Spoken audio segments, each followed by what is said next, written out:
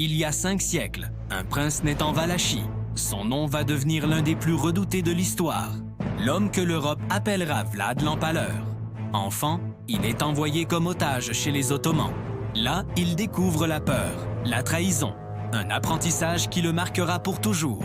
Quand son père et son frère sont brutalement assassinés, il jure de reprendre son trône et de venger sa famille par tous les moyens.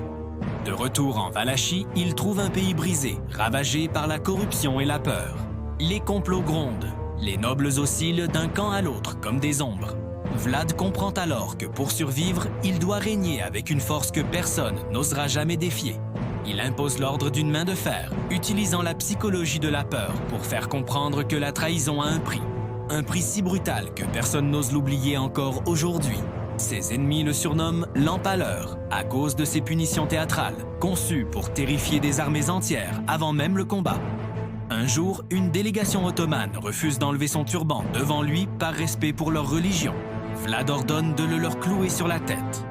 Non pour les tuer, mais pour leur rappeler que dans son royaume, seule son autorité compte. La rumeur de sa cruauté se répand si vite que des soldats ennemis battent parfois en retraite avant même de le voir. Lorsqu'une gigantesque armée ottomane marche sur la Valachie, Vlad lance l'attaque nocturne de Targoviste. Une opération éclair où lui et ses hommes infiltrent le camp ennemi, semant la panique et le chaos parmi des milliers de soldats.